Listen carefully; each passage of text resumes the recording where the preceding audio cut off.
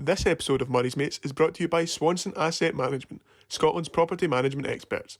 Sam specialise in contract management, regulatory compliance, defect diagnosis, procurement and stock condition surveys.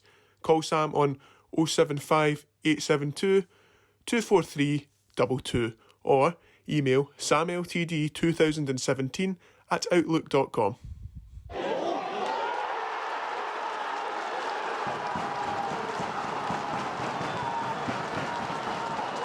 Alright everyone, we're back again with another Murray's Mates. We've got another good guest on with us this week. We've got another legend of Largs Thistle, Gary Fleming. How does it feel to be back and involved with the club? Really good. As you guys know, Largs mean an awful lot to me, and the memories it's gave myself and my family and the friends that I've met throughout the period as well. It's really good to be speaking to you guys and sharing some of my thoughts and feelings and stuff that's happened over the years. So good to be speaking to you.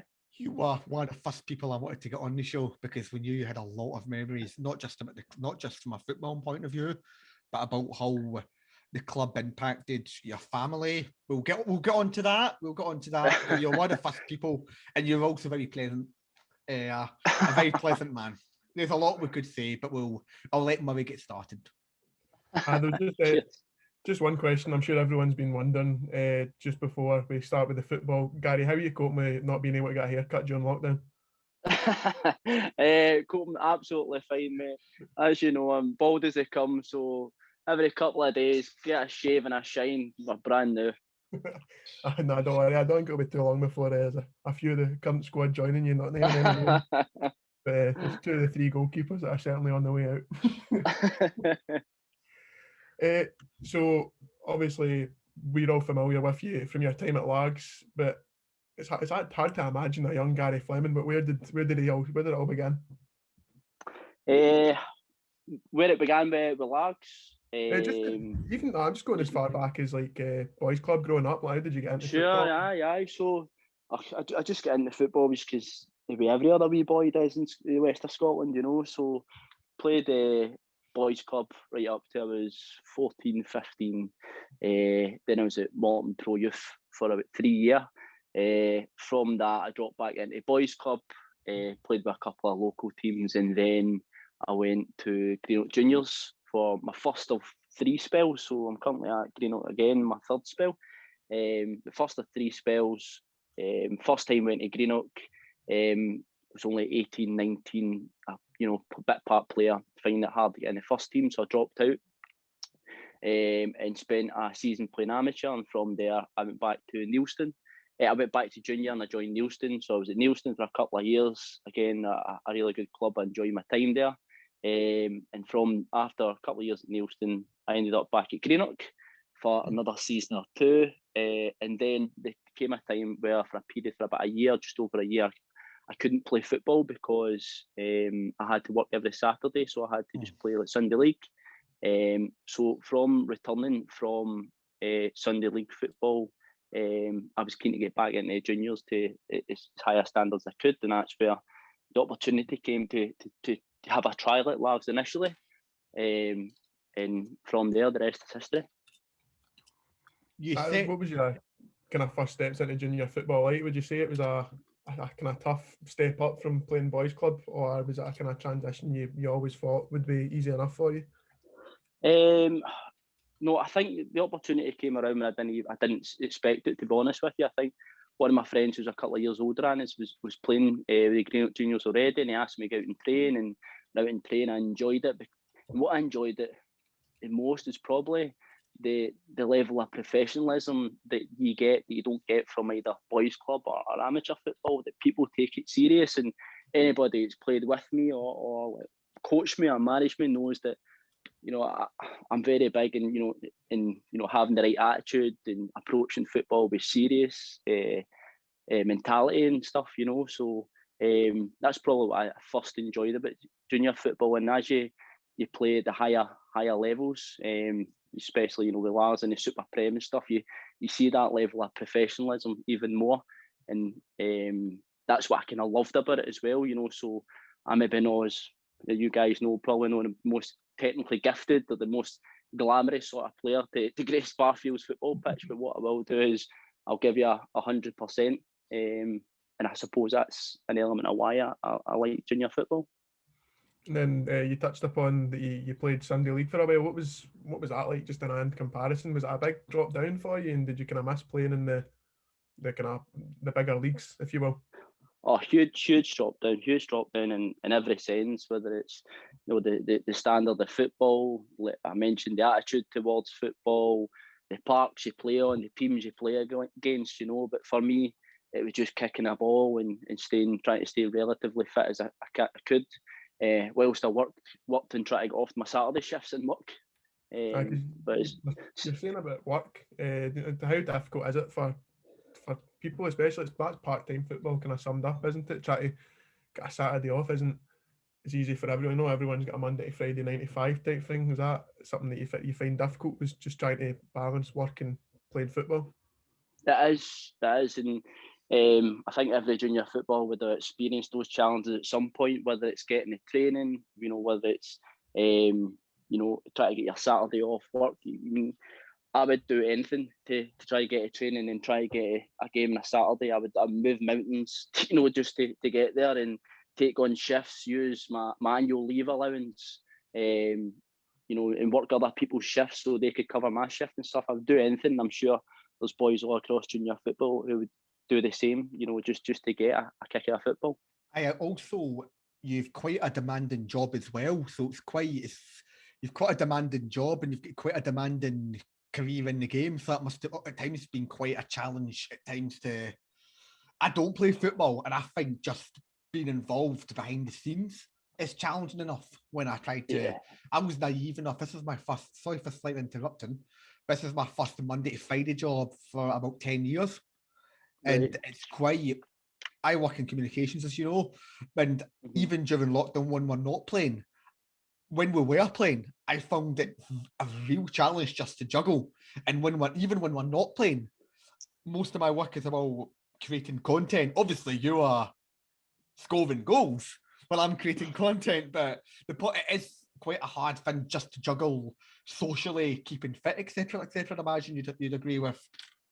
Yeah, it is, but I think football's your getaway from your business as normal work and your hectic family life or what have you. Football in a dressing room with people you love to be around, playing a game that you love and working towards an end goal is a massive distraction to any sort of normality that you've got in work or at home, So I think that's why we play and love it and why we do it.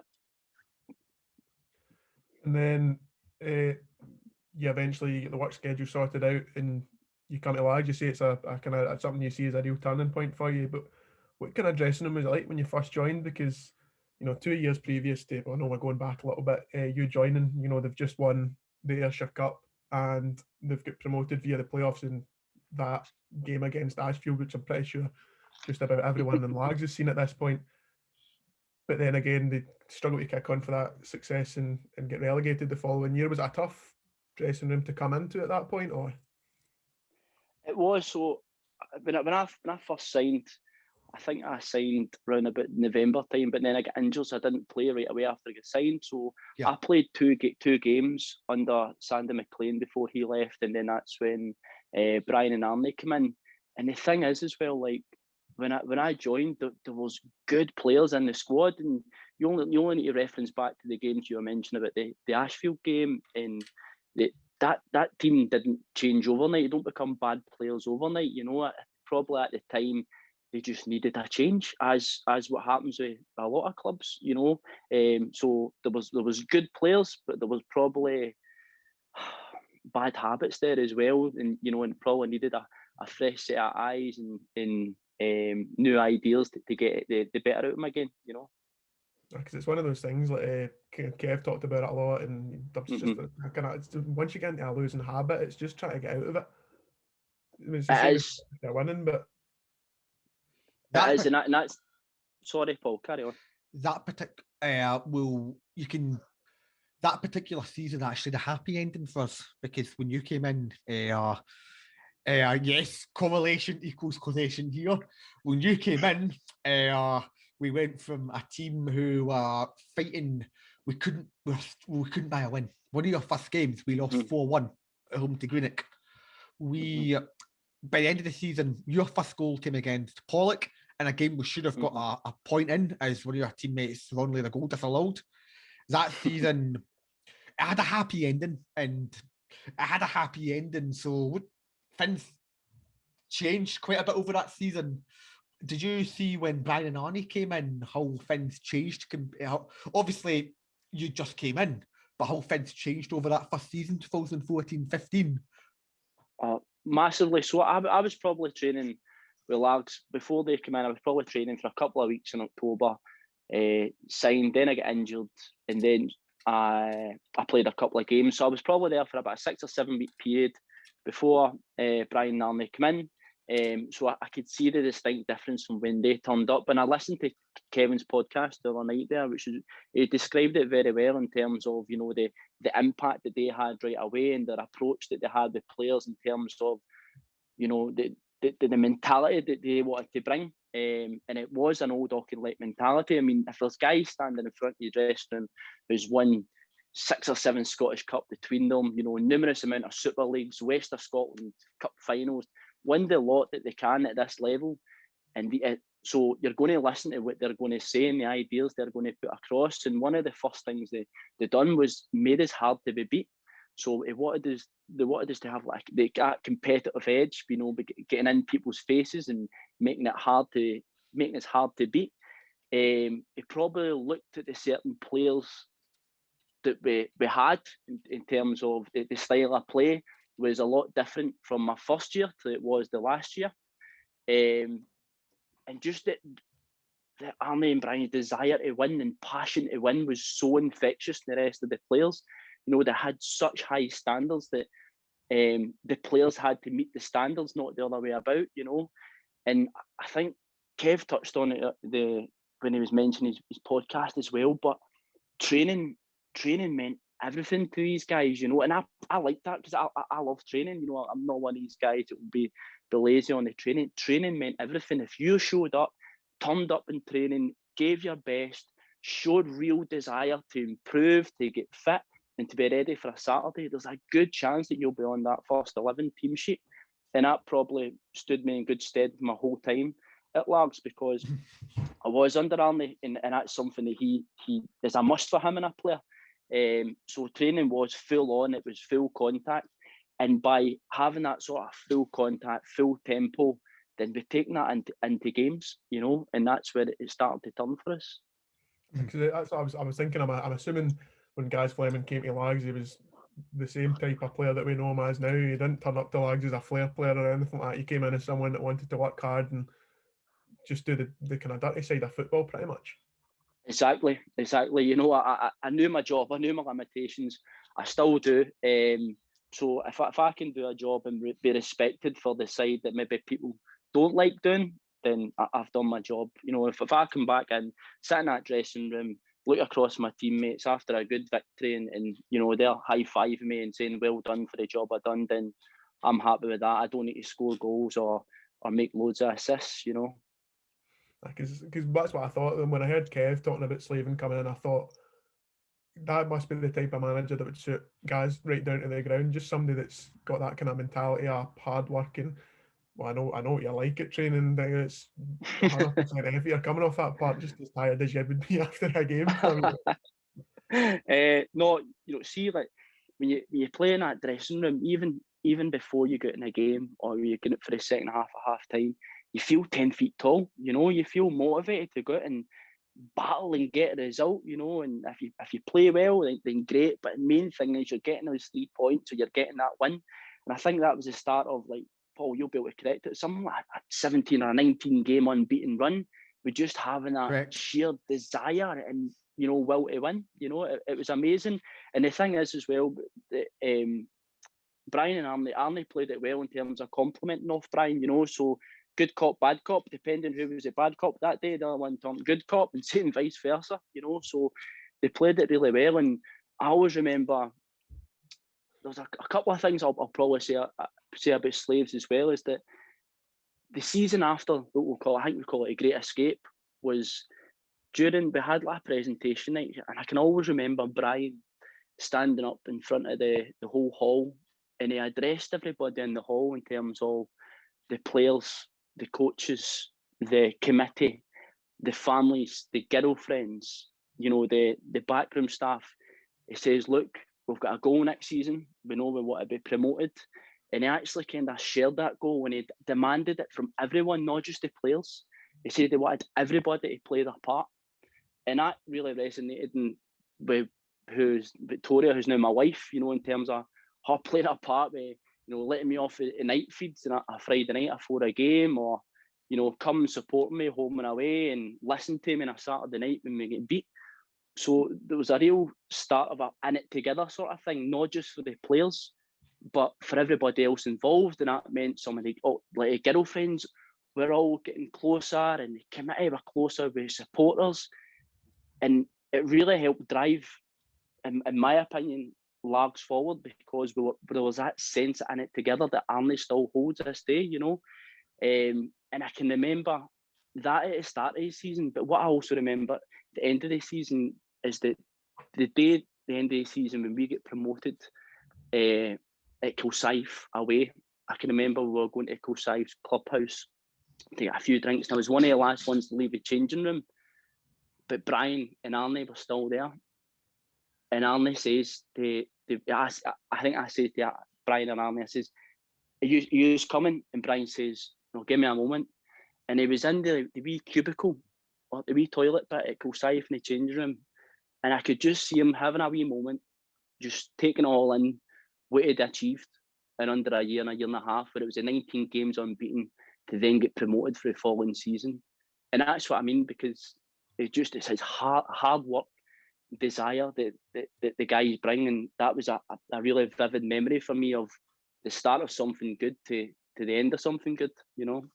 Again, just for our listeners, when this goes live, this was season 2015-16 that Gary's just talking about, where Kevin discussed this last week as well, where we were promoted, which was a major change from the previous season when we narrowly avoided relegation.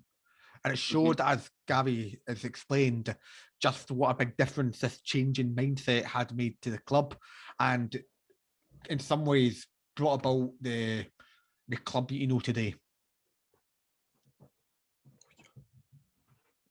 I still get quite emotional. Thinking of those days. Actually, I really missed that season, but it was everyone at the club deserved. We deserved that. We deserved that after a difficult few years. Thank you for being part of that team. No, it was amazing being part of the team. I've still got the you know, the memories in my head of all the supporters running down the stands at the side of Kilsyth, or the standing bit at the side of Kilsyth, and going on the park when the second goal went in, and then the full-time whistle, and we've got pictures of everybody on the park afterwards, and supporters hanging from crossbars, and then you know, the bus journeys on the way home and stuff like that as well. Fantastic, amazing memories. Just kind of touching on that season, you get promoted. You're saying 15-16. Was that your kind of first taste of that? Was that your first kind of promotion, or was it just the first promotion at a club where it meant that much? It was my second sort of promotion in our league as such. I played half a season with Greenock, and then that was when I had to go and work the Saturdays. But Greenock went on and get promoted that year, so I'm saying I played my 10 games and got my promotion there, you know. But it was probably the first one of, you know, really tasting what a proper achievement is at a good level in junior football, because the following year you're back up to the top tier of junior football, competing with the best, you know. And you're saying how much it clearly showed that it meant to Slaven at when you seen it in the changing room at the end of the game. How much did it mean to you at that point, as you're saying? I mean, you've been promoted before, but you've just kind of played your 10 games and you've taken your promotion. This one, you're kind of directly involved. You're a kind of key part of the team. How does it feel to be a kind of key member of a team like that?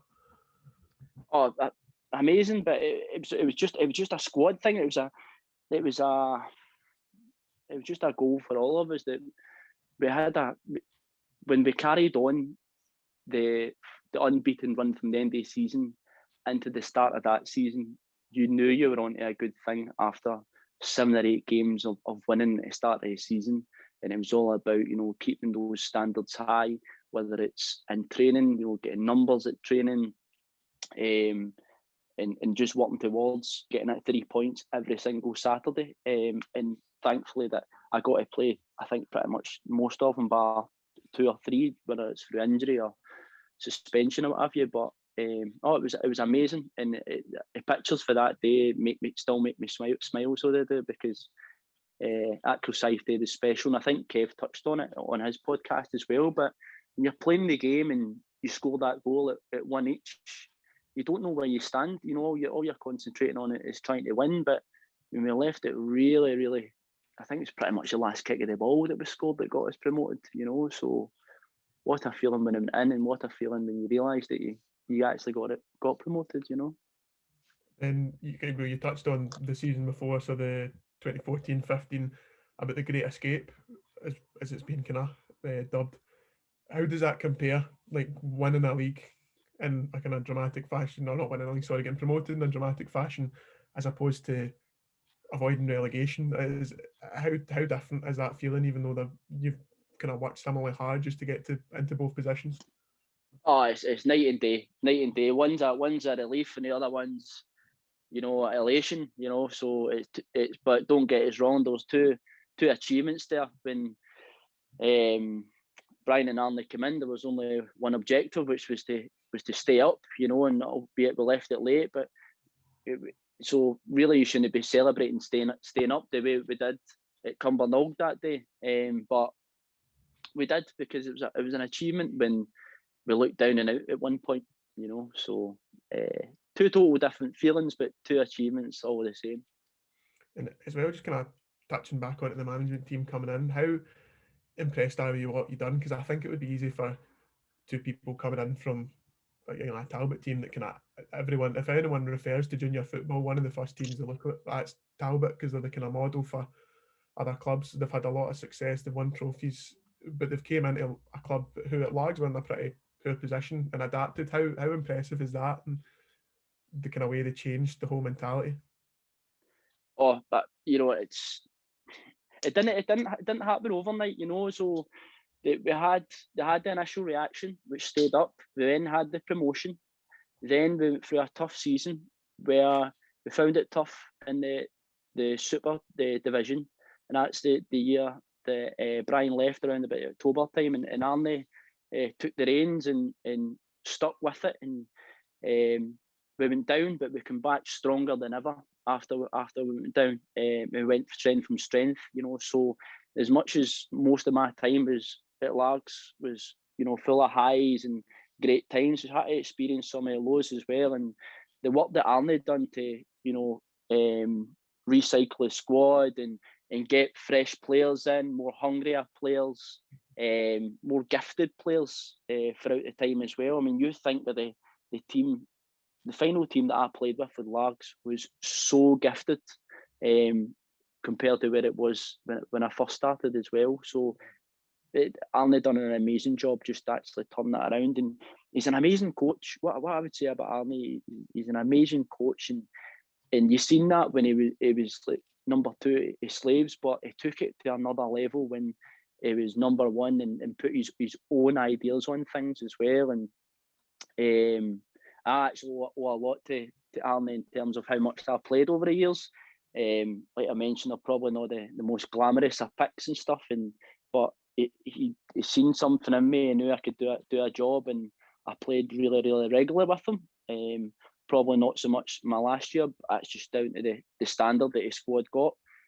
So I owe an awful lot to Arnie, and I'm still really close friends with him to this day. You touched upon the kind of 16-17 season where you've got relegated to the Premier. What kind of went wrong? Because you've come into it with a winning mentality, but obviously it's a huge step up in standard. Was it just probably a little bit too soon for the squad that you had? Definitely, because what probably happened was it was the squad that nearly got relegated the year before that went on and get promoted, which some of those squad or quite a large bulk in that squad went into the Super Premier, probably not ready or equipped. And thinking back to it, we probably didn't add to anywhere near what we added in the years to come, you know. And I think it takes a certain type of player as well. I probably played with players that year, but it was maybe not as hungry, or football didn't win their number one, and their attitude wasn't great at times, you know. And when you were up against it, there were people who wouldn't go in the trenches with you, and they'd rather just down tools and stuff. But Arnie would soon kind of get rid of the people who probably in his eyes weren't doing their part, you know. And then one note that I've got down for the season, which kind of goes slightly off on a tangent, but you could not talk about it just due to sheer popular demand. That goal against Joker. You need to walk us through it. You need to tell us through how did that happen to Gary Fleming.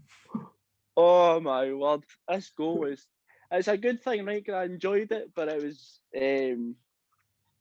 I loved it because it was an important goal, and it was scored in the last 7 or 8 minutes of a game when a year we were going to get promoted. But there's an actual backstory to that goal as well, where it involves Big Nicky Jameson. Now, I can see you smiling on the camera because you just need to mention Big Nicky and you just think all the daft stories about him, and I can give you a couple, right? But the one with Nicky was the day of the Yoker game was howling a wind and rain. It was a terrible, terrible day. And Nicky had been photoshopped an old Yoker versus Largs sort of programme, sort of image, and put game postponed. He's then posted that on the WhatsApp. So Murray, who I played centre mid with, he went to the gym that morning thinking the game was off because Nicky had posted, right? So then what happened was Murray's come out of gym, realised the game was on, played the game, and it was a big important game run about, March, April time. And to make matters worse, what had actually happened was some of the senior players and stuff were saying, look, you've got too much carry on in your head, talking to Big Nicky and stuff. And you know what Big Nicky's like, blasé, I don't care or whatever. But what had happened was the very first goal of the game was because Nicky never tracked his man and he scored a goal. So to make matters worse, he's put our centre mid out because he was at the gym, and then his first goal at the game was his fault. So obviously the goal, which was a really enjoyable one, was just because it meant a lot, and it was at a crucial time in the season as well as a crucial time in the game, So, and even better that floated in the top corner. Because as I was saying, I had Kev on last week, scored plenty of goals there, and I said when Paul sent me across just like a bit about your stats, I thought Gaz could probably tell us every single goal he scored and every single The sad thing is that, well, not sad per se, but we now do a goal of the month contest. Not that it's went very far this season, because we've only had two, because we didn't score in October, and we've only had two. So it's gonna. Let's see, had we had one in 2016, there's a strong chance he would have won that season. And we'll probably got onto another goal later in the podcast, which would have been a contender for that season. I honestly, I think you've got to bring it back just for Gaz. Have a historic goal of the season competition. As for us, we'll get on to, but I admitted in the last podcast that the season we reached the Scottish Cup final, which we'll obviously get to later on, I accidentally wiped all my footage from that season. It's obviously on YouTube, but I mean the full games. Yeah. So which I managed to salvage the semi-final, thankfully. But that's an idea, because we've got quite a few. You'd be a contender quite a few times, but we'll talk more about that later in the podcast. You need to get a camera into training so you can get all the times I play at field and score goals. I think I could fix one of those competitions that I win at some time. So you've been relegated, but we said Arnie's taken over, and I've put down, like, even though it's this season that we've been relegated, Arnie's taken over, and it's you could probably look at it as a turning point despite the going down. And then obviously that's proved, because the next season we've got promoted. But that was the first season I've came in, so this is when I kind of started to know a little bit more about the club. And I don't know if you remember from that season that we got promoted without scoring a huge amount of goals, and it just was all built from that being so solid at the back. Did you feel a vital part of that, and was that a kind of system that suited your style? Definitely. I think it was if I remember right, the formation was a back three, and it was Big Nicky, Big Craig, and Alan Gilbride. And that suited me, having these three big monsters winning the headers and sending it, 20, 30 yards back up the park, and I could do my job and try win the second balls and 50-50s from them. And the good thing is, with them guys winning the headers, they're putting it back over my head. So for me to do my job, I'm trying to catch people out facing their goal rather than facing the other way, which suited me. So definitely a clean sheet felt as good as a goal for me, especially in that season anyway.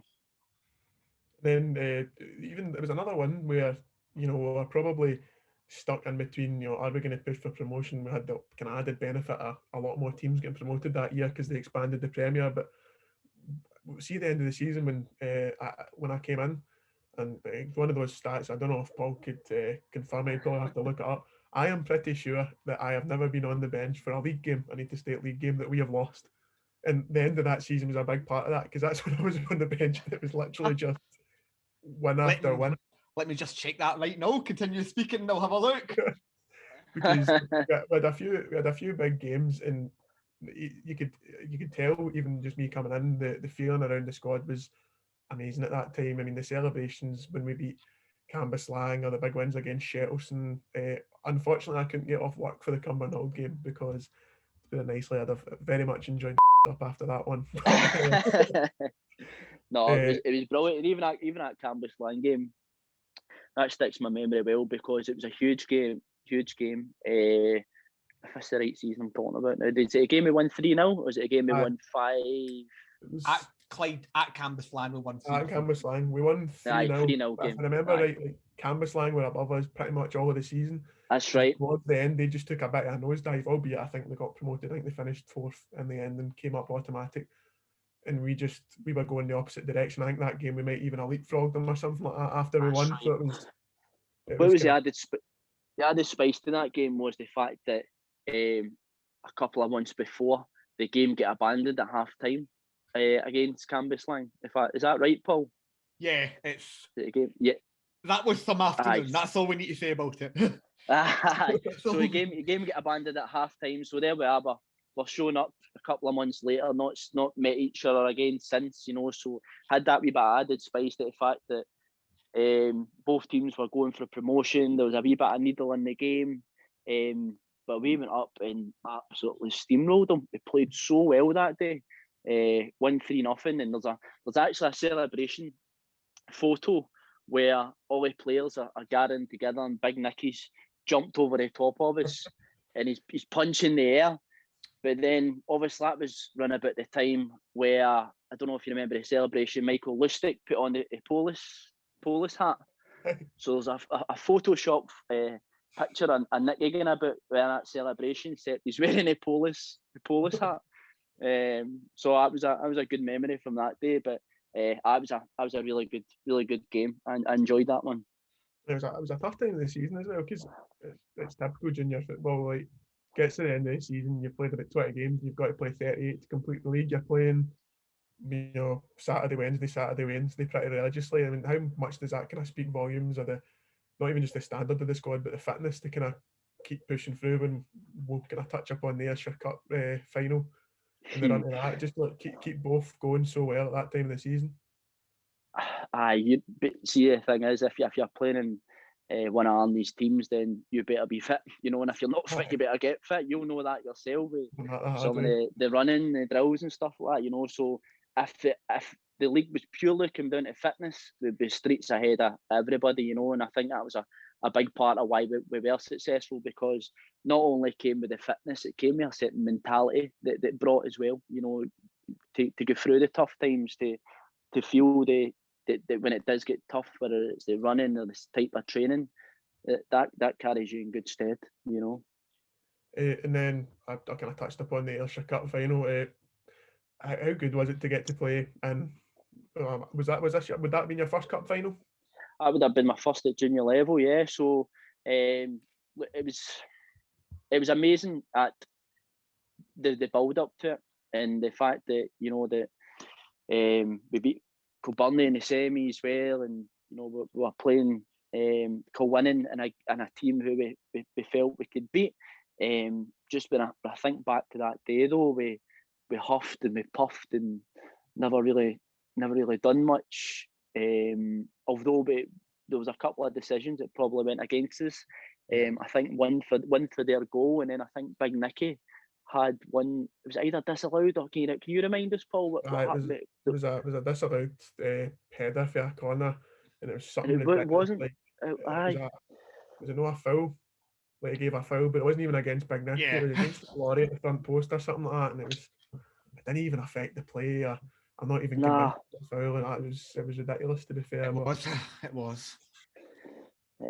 So no, and the thing is, like, Kilwinning was a team that I did really respect Kilwinning a lot, but I hated playing against them, especially at Abbey Park. I just didn't find that a happy hunting ground at all. I think I won once there in the year, and it was a year we got relegated.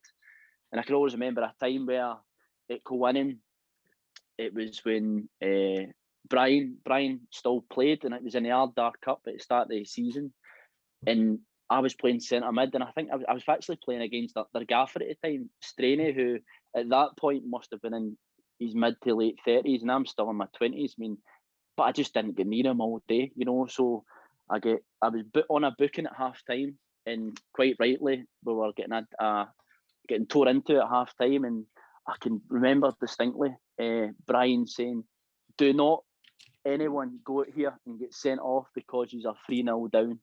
He says that's the coward's way. You go out there and get yourself back into the game the proper way. I'm telling you right now, do not get sent off. What did I do within the first 5 minutes? I get sent off. So, oh my goodness. So see when I was like, I get in a shower, I get changed, and I was sitting there, and then it was the longest second half in the world, because I just wanted them to come in and tell us, you know, shout at us or whatever they wanted to do. But it was just, to see the feeling of getting sent off after them distinctly telling us 5 minutes before, do not get sent off. Oh my word. You had many red cards throughout your career? I've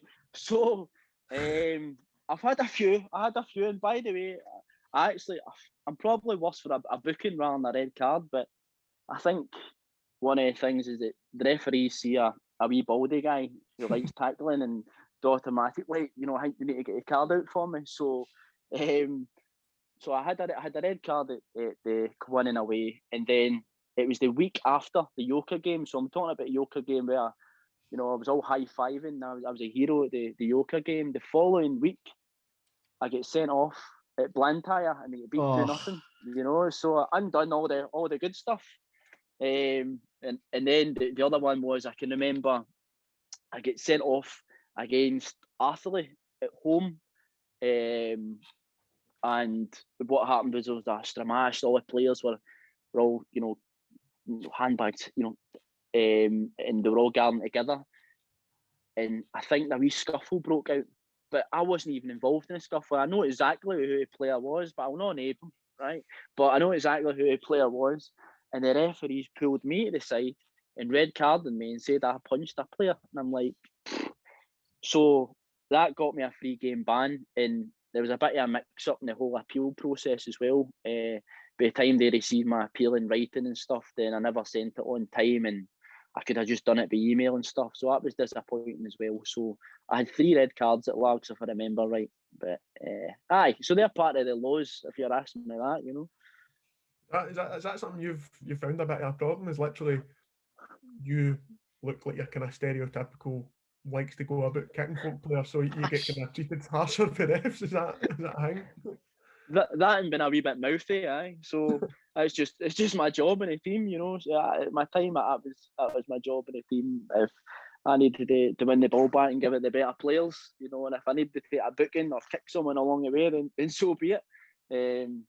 So I probably did get a wee bit of a reputation with referees. That's part and parcel of the role that I done.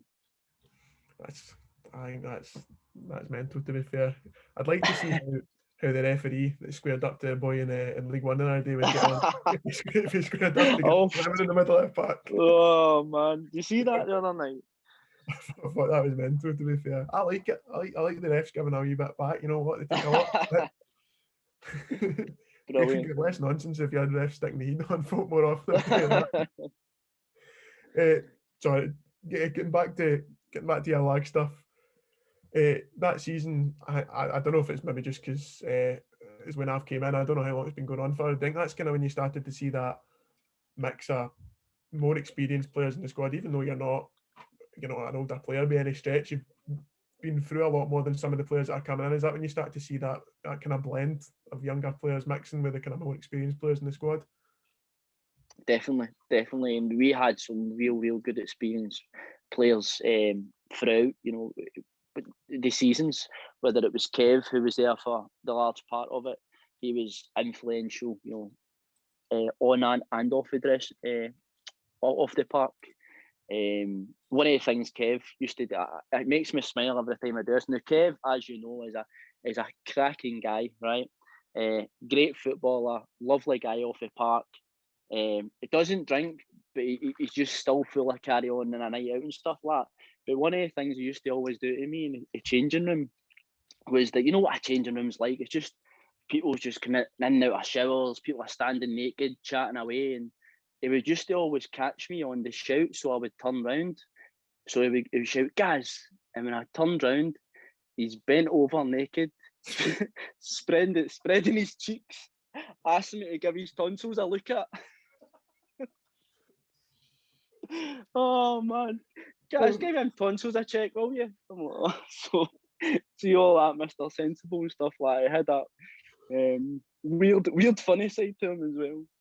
I think that's definitely one of the biggest culture shocks, I think, for boys moving up to the boys club, because well, I had a wee bit of it at Saltcoats, so I was more experienced by the time I came to Largs, but I think I love seeing when folk move up and for the first time. Obviously, we've not had that so much now, we've not got changing rooms at the moment, but watching them for the first time in the chase, like a rabbit in the headlights, man. They don't know what to do. I know. See, the thing is, you need to embrace it and get used to it quick as a young player, you know, and try show that you're not overwhelmed by it, you know. And I can remember you in the changing room, you took it like a duck to water. I think that camaraderie is right up your street.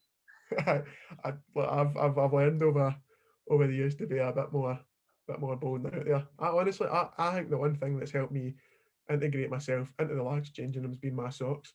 See, as soon as I turned up, my first pair of dad socks on, man, that was me. That was you, big arm round you. Come on in. Love it. The first thing I do before I head out to training is pick out a pair of socks I'm going to wear them. There was another time about Kev as well, where we had won 1-0 away to Shots in a really important game mid-season when we were going for promotion, and we were making our way back to the bus, and the bus was full, and everybody's like, "Where's Kev? Where is he?" And if you've been a night out with Kev, you know his karaoke song's "Mysterious Girl." So when everybody's looking for where Kev is, then all of a sudden through the tannoy at Shots Hannah Park, Kev's "Oh, Mysterious Girl." The whole bus was doubled over. It was brilliant. Oh, I remember that well. There was a video of it. I think they posted a video of it on as well. That's right. Some guy. That's what it's all about. Honestly, got a few drinks in me and my colleagues and Largs. That's me in the karaoke. I'm always looking for something. I need a sidekick to give me the confidence. I don't even want them to sing. I just want them to stand next to me and hold the mic. That's pretty much Macaulay's is if you're celebrating a football thing in Largs, then Macaulay's, you know, is a place to be. Oh, it's an absolute go-to. I've missed it. I've missed it in a lot of this. That's my issue. First proper season with the first team, albeit not really playing. That's not the point. I'm just there for the atmosphere. And by the way, you know, when I mentioned, see, like, it's so cliche, but it's so true. Like, see, like a team that drinks together, wins together, or a team that socialises, that makes a massive off the park. Relationships make a massive impact on the park, and I think you even seen that, you know, towards the end of my time at Largs, as well, as the relationships in a dressing room was a lot different and a lot stronger to when they were when I left Largs. And I think that's obviously testament to Arnie bringing in the right sort of players, and not only do they need to be a good footballer, but they need to have the right personality and attitude and be able to blend with existing players as well. So the off the park stuff, it definitely brings success on it in my eyes. And I've kind of seen that. See, if it's start a youth club point of view, I think the way that they've even developed it, like when I first joined them, like the 21s was absolutely brilliant. It's honestly the best 2 seasons I've played in my life. I absolutely loved it. The 20s you've got now, I've got a great setup going. They had the 19s going the year before, and you see it when they move up. See, when you get 3 of them coming into the squad and things like that at a time, it makes them a lot easier for them coming in to begin with, and they're used to that kind of all together changing room squad feeling, because they've been doing it now and they've been part of the setup at Largs like that for a while. I think it makes some difference.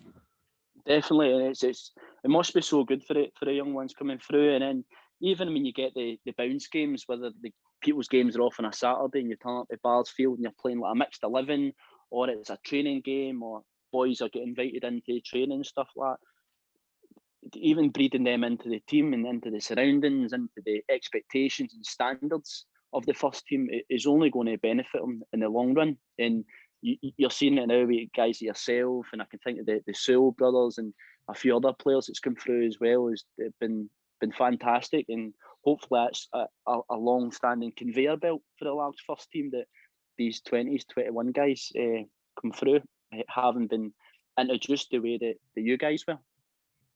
I think that young boys coming through. How much of a young Gary Fleming do you see in Craig? That's what I want to know. You know, I see so much, except he's technically better. So that's one thing. I've half time the other day.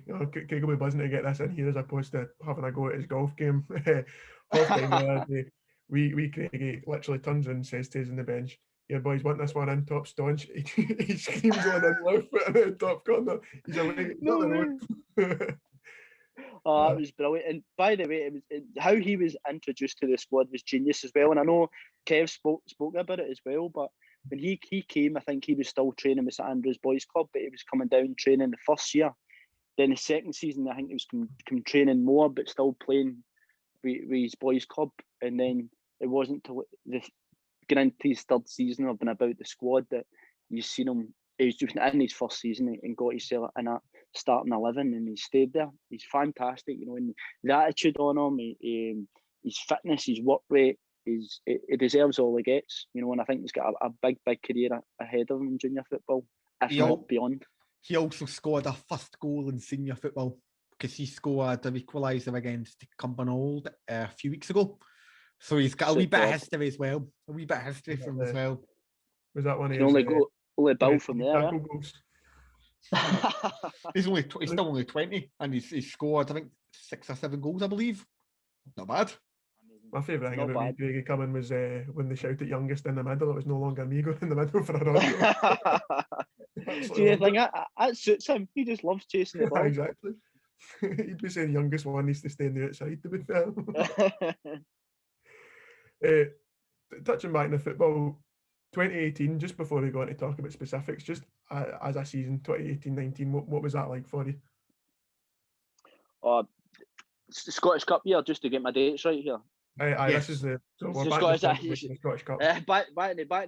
Scottish Cup. So it was amazing. See to play with the squad and the players I played with. It was a privilege, and you know, and the football that we played that year, and some of the results that we played were absolutely incredible. You know, whether it was the run to the Scottish Cup, whether it was beating Meda 7-0, going away and setting records with Scottish Cup victories and stuff. It was absolutely amazing To even play with guys who Mark Miller, who was fresh out the seniors. Kev had a great season. Guys like Ben Black, Stuart Ford in midfield as well, and Marty Orr, who was so Mr. Consistent, and then my wee Laurie other side, and my two centre halves, and Nicky and Craig were just amazing. I could go through every player, Addy up top and stuff like that. Everybody played their part, and the standard was so good. Was so good at training, and that's probably what I meant as well when I said there was a big difference from when the football we played in Arnie's first years compared to the football we played in his second years, because he had he's been through that transition period of bringing in the players that suit his style and fit to the way that he wants to play. And then bringing in guys like Mark Miller and Stuart Ford who love to play on the deck and can dictate games from a Midley Park, really took us to the next level. So I found myself out a team probably more than in it that year, but albeit there was at times I couldn't really complain because the guys in front of us were churning out some amazing results, And I should point out that you falling out the team was by no way just a lack of hard work or anything like that, because I don't think I have ever seen anyone do as much extras in my life. I came down and done them once with you in Begley, and that was enough for me, to be fair. That was always because after a Scottish Cup win, you get the benefit of the swimming sauna. And as someone who was actually never even in the squad for any of the Scottish Cup games, I kind of refused to turn up to swim in a sauna. It was a fantastic squad, and the only disappointing thing with that is just that you never got to keep the guys for the following season. Your Martys and your Marks, and really build on that as well, because I genuinely reckon that squad could have went on and competed for leagues and stuff like that if this whole COVID thing never kicked in as well. Great squad at Largs just now, but the probably the bit of senior and experienced players that was lost that year as well would have had a massive impact on league tables and stuff. In terms of the type of midfielders who were playing with in that team, you kind of touched upon some of the names. How different was that from when you first came to the club? Some of the guys were playing alongside. Could you say the likes of Stuart actually kind of plays in a similar position technically to you, like playing kind of further back in the midfield, but plays it in a completely different way? Was it just like a whole new style of football, even for you having spent quite a few years in the game? Definitely. So, like my game is all about battling, winning the ball, and moving it on. Whereas you take me out and move somebody on who likes to get on the ball and move it and pass it and play in a more attractive style of play, then you could see why that they maybe stayed in the team at times, or you can just see what they bring. Stuart was a cracking player, and Murray he's probably the person who I partnered most with in centre mid throughout that time, through the good times and the not so good times, and he was still playing his part in that team as well. So it was good to be a part of that sort of midfield and those talented players. But even when I think back to when I first joined, like, as much as the guys of my first promotion maybe weren't as talented football wise compared to the guys in my last year, was that they were still what they did bring was that energy, hard work, willing to get in the trenches and put their bodies on the line for you just to grind out a result. And I've got every much as respect for somebody who gives me that playing next to him, for somebody who's a genius with the ball at their feet. And then just to not want to brown nose you too much in here, but for starters, I think there's always a need for a Gary Fleming type player in a team. I mean, not every game's going to be played pretty, especially some of the places you go away. I ken Barrfields is a bit of a carpet, you can play nice football on it, but you go away to places like Talbot, Beeve, they're wanting to put the ball up in the air or maybe play a bit less fit, but you need folk that are still going to get stuck in. And then it speaks volumes to the likes of, you said yourself and Murray, who have played with Largs when they were kind of towards their lowest, and they're still playing with them when they're in the Premier League and giving really good teams an absolute doing, basically. I know. See, the thing is, when you mentioned about the Largs pitch, what really suited us was the fact that teams thought they've got this game of football. Both teams play lovely, pretty patterns and possession and stuff, but it couldn't be any further from the truth, because within the first 5 minutes, teams would know they're in their game, because they would go at them hard and fast and in their faces and win the right to play football if we did play football. And I think that park allows a lot of teams still to the of what the game's actually going to be like, and that played right into our hands, to be honest with you. And then the big one, we can't talk about that season without talking a little bit, even a wee bit in depth about the run to the Scottish Cup. You said you didn't obviously play as much as you'd like, but what memories have you still got of some of the games and the run up to the final? Amazing, So even away at the start of the journey, like a 9-1 game away to Arbroath, then playing I don't think I played in the co-winning game. I didn't play in the co-winning game, which was a fantastic result and performance all round. The Rocks went to replay. I played away at the Rocks in the game we won 5-2. And the thing is as well, what's disappointing about that is I probably had a really, really good game against the Rocks, but I came off at 1-0 and we went on and won 5-2, and it was the guy who came on for me that changed the game, scored 2 goals, and then set up another.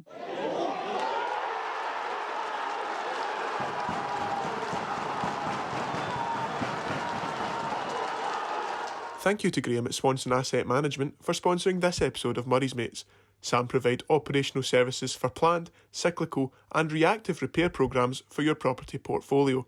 Get in touch with Graham by calling 075 872 243 22 or by emailing samltd2017@outlook.com.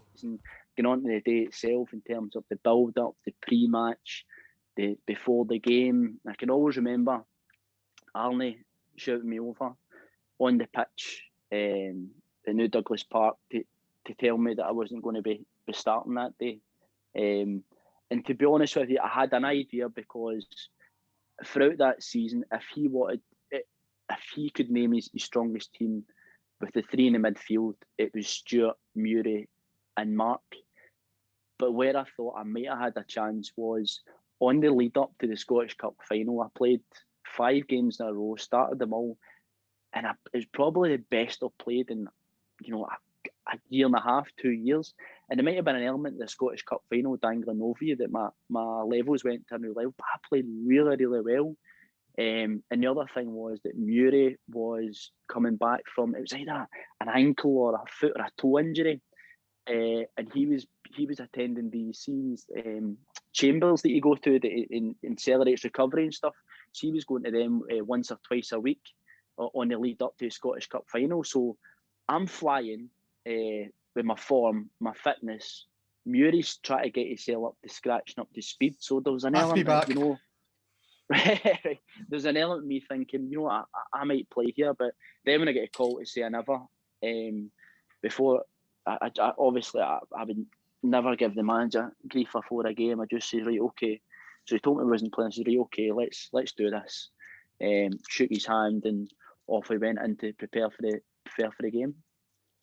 And the thing is that day,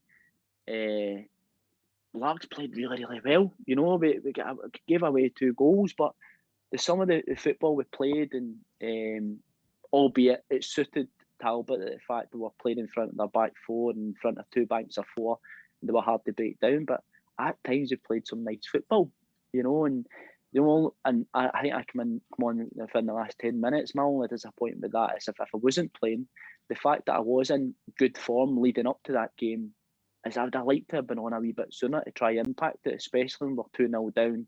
Maybe got to a point in the game that it needed a wee bit of fresh ideas or something to happen.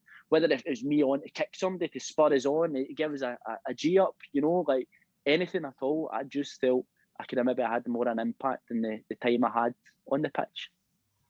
That's almost exactly what I was going to ask you as well, is just how frustrating it must be at the side of the park when you see a game's not going your way. As much as possession as we had, I mean, I don't really think we threatened a goal all that much in the game, especially that they were, you don't want to say it's probably not the nicest way to play football, but almost what you touched upon, I think they just made sure to leave a few in and Ben Black early. That he was giving them trouble, but literally almost every time he got near one of them, he was up in the air, and things like that are frustrating. And maybe is that what we needed to spur us on, was just basically giving them a bit back, trying to play them a wee bit of their own game without falling too much into that trap.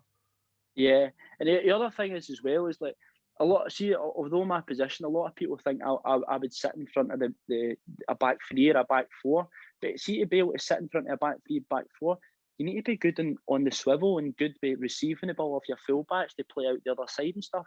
I was probably better one in front by trying getting a toe in and nicking a ball, a 50-50 away from a midfielder, or putting them on the back foot by intercepting something rather than on that defensive mind. So that's where I was at, and how in my head of how I could have impacted that game. To be fair to Talbot, I mean, they probably had I've no doubt they had a game plan in terms of knowing that our wide areas were really, really pacey, which is why they sat back an extra 5 or 10 yards, especially on that surface as well, where we were absolutely phenomenal that season at Barrfields and on that type of surface.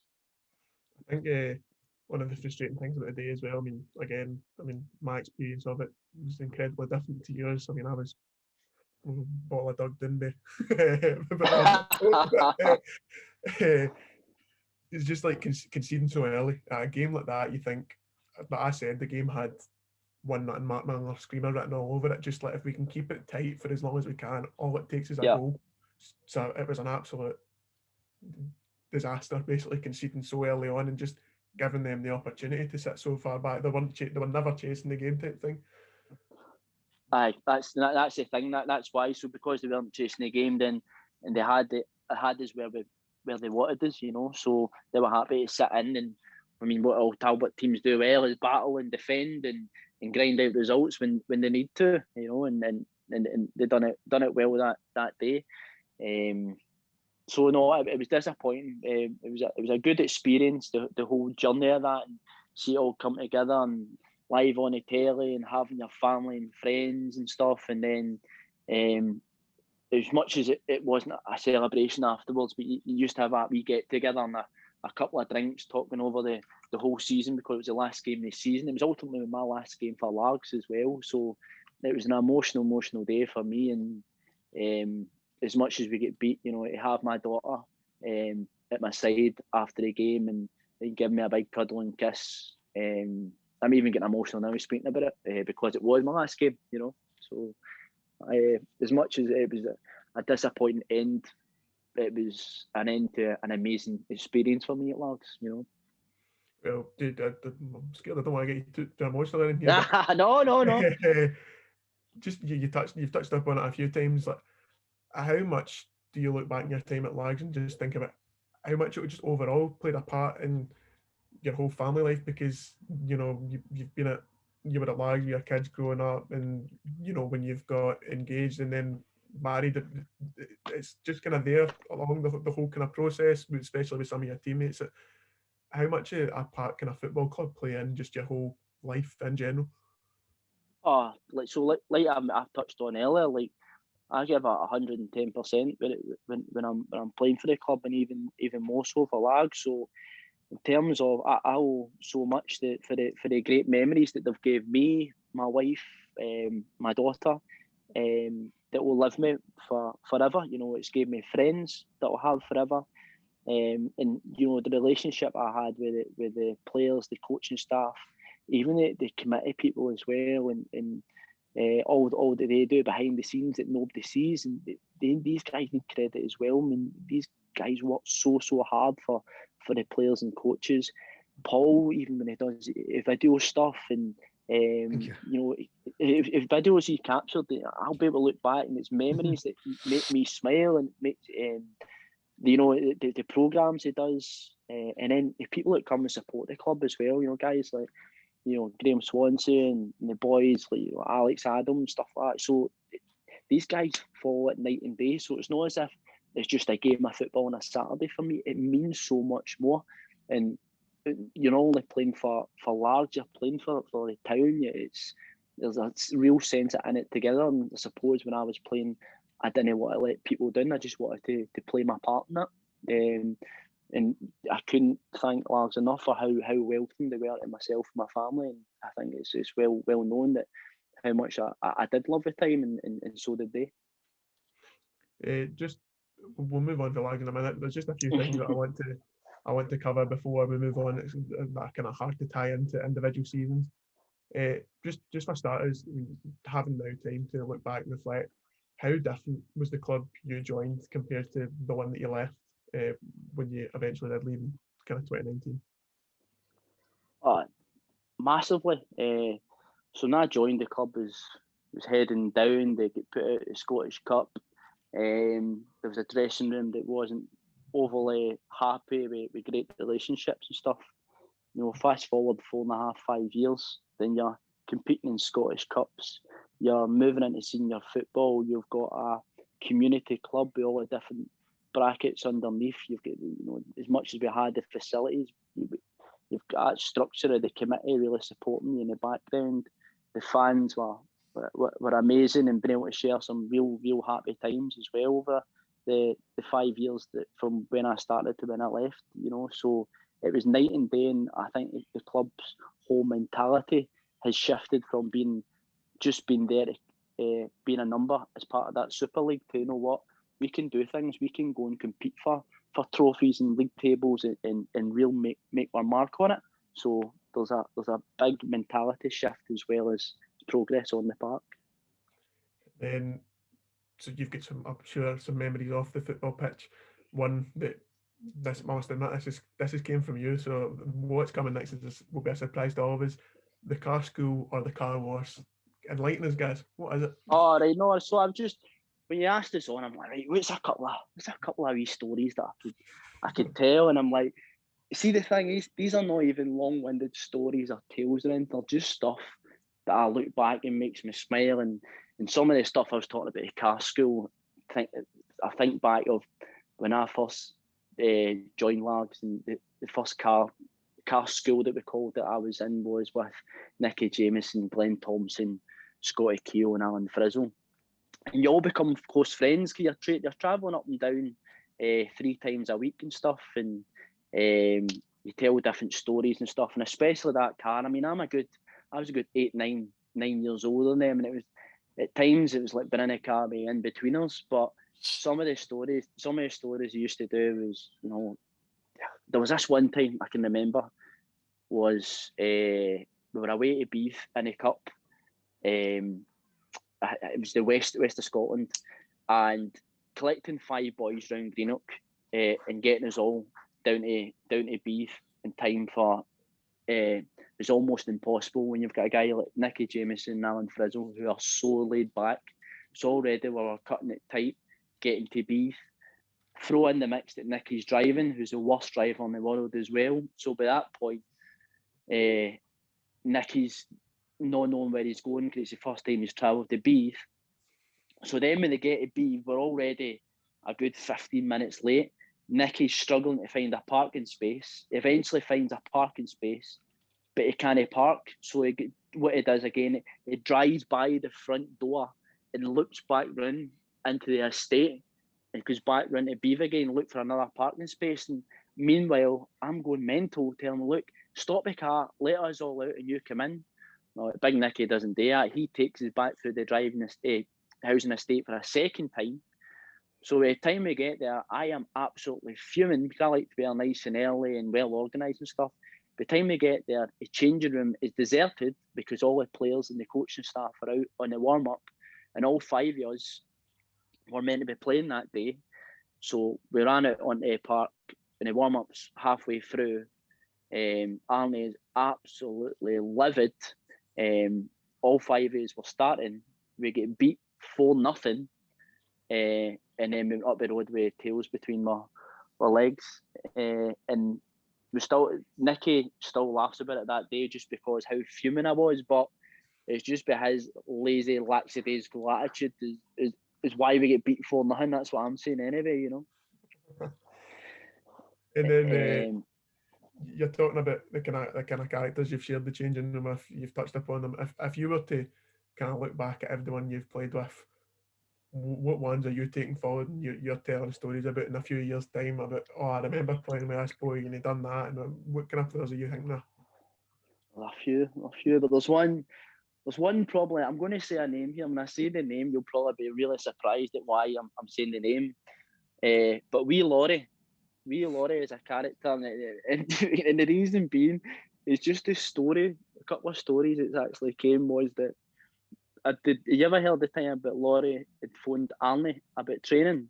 I think I know what one's coming here, but I'll let you Right, know what's coming. So, middle of winter, it was a freezing night, absolutely pouring down. Just at night, you're just like, oh, I can't go training. Anyway, Laurie's a clever boy and he was studying really hard and he's been working all these different places, working towards his degree and stuff. And he had been up in Aberdeen and he'd phoned Arnie about an hour before training saying he wasn't going to make it because he was still just travelling outside Aberdeen on the way home. But Arnie's already on way to training as Laurie's on the phone to him. Now, as Laurie's on the phone to him, Arnie's in the car and he's like, there's Laurie's car in front of me. So he's still keeping Laurie on the phone, talking to him, letting him give him this big excuse of why he can't get to training. And then Arnie pulls up beside him on the motorway on the car and he's like, Laurie, look to your right.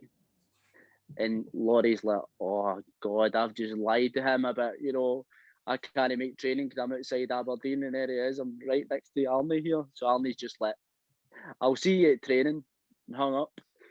So Laurie turns out at training with a tail between his legs. And then there was another time with Laurie where he's we're playing away to Les Mahagel in the cup, and it was a game that we get beat and we shouldn't have get beat. I think Laurie gave away a penalty. Anyway, we get absolutely hounded in the dressing room afterwards, and Arnie was fuming.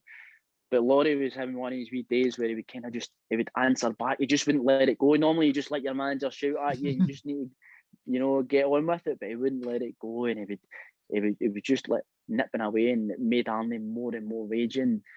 So they ended up turning him into an argument. But there was only going to ever be one winner.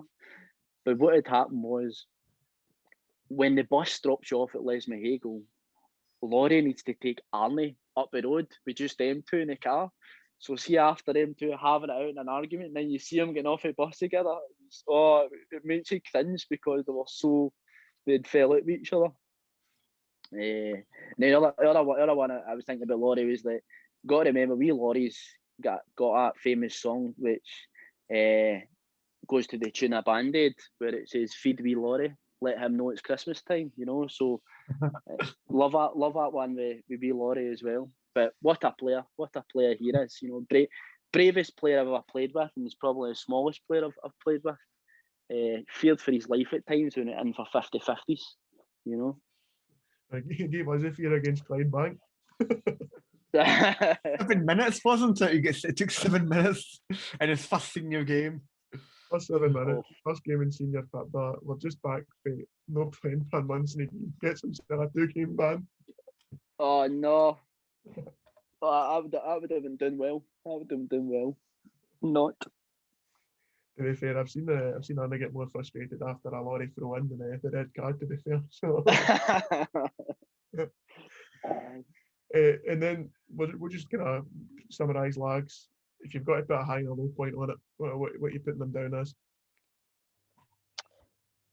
The high is the people, the mates that I made for life, and the memories that I made for life, combined with the 2 promotions, 2 cup finals, and that whole Great Escape thing. So playing with some talented people and working for a great coach like Arnie was amazing. And there's stuff there that I'll take when I eventually hopefully get into coaching that I've learned so much from that I could put on any sort of future teams. And then there's lows you need to experience the lows if you're going to experience a high. So whether it's the relegation or the sending offs, the OG against Offaly, which was an absolute belter of a finish. Just a shame it was in the wrong side of the one. I made the Scott Adam proud, that finish, by the way. And there was also low was the Livingston away, where it was a Scottish Cup, early rounds. You're going through, thinking you're going to win 5 or 6 nothing. And I get told, I actually told I was going to get rested that day because we had a big game the following week. So then we end up getting beat. I actually remember Slick coming off the park. He gets subbed during the game. And do you know these poles that you put in the ground where there's like, it's got wee spikes at the bottom of them? So he's lifted one in a rage when he's come off the park, lifted one of them poles and launched it as high as he could in the air, right above all the people, the players, the fans, and the coaching staff standing at the side. And I haven't seen people scamper as fast as I could as I did that day, because this spike was on its way down and it actually hit the ground and it stayed standing up on the ground. So that was another funny but low memory as well, you know.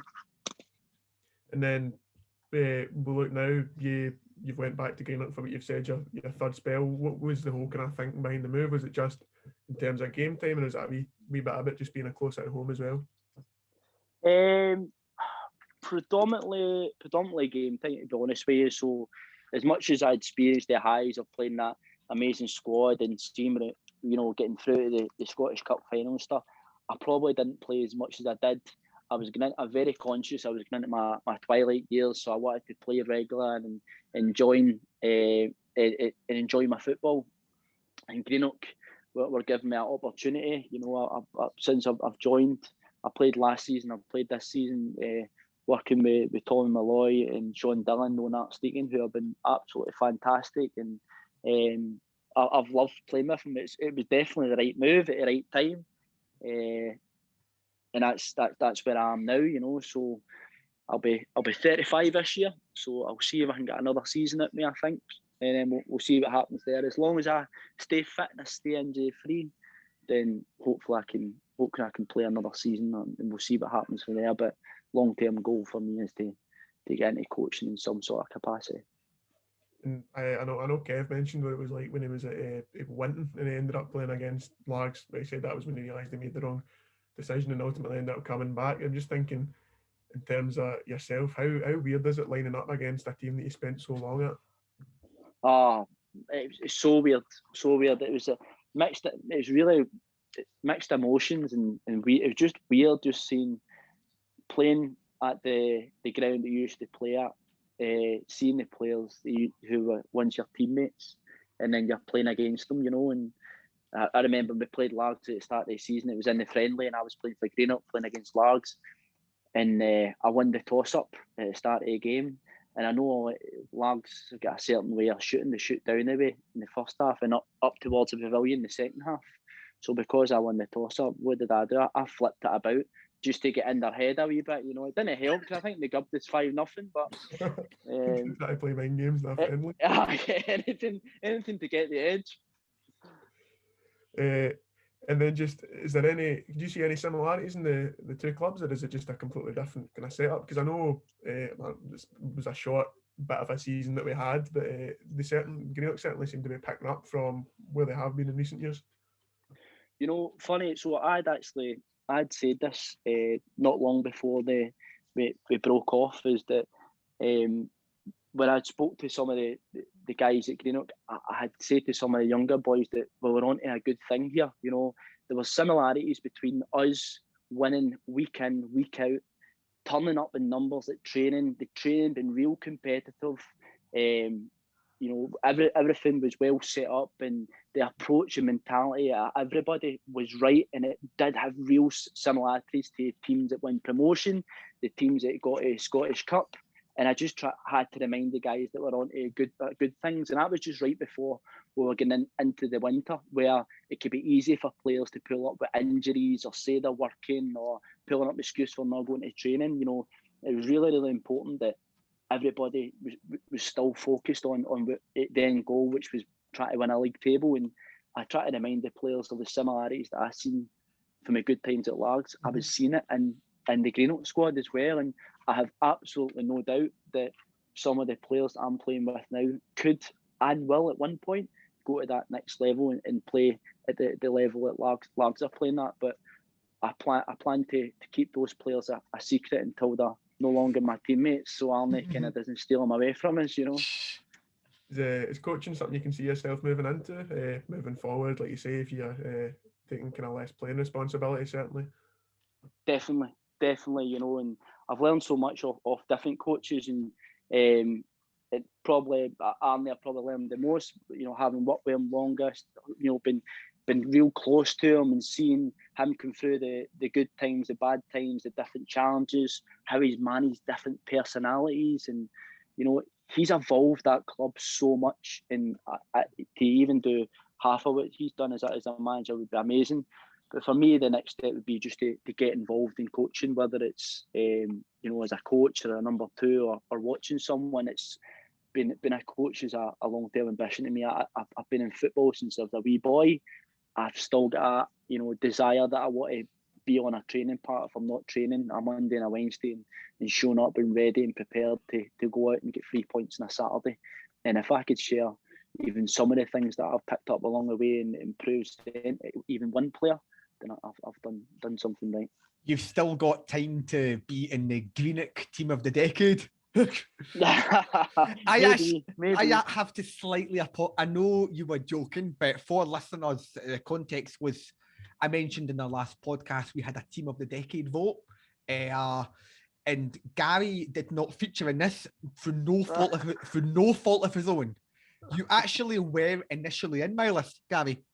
I had to.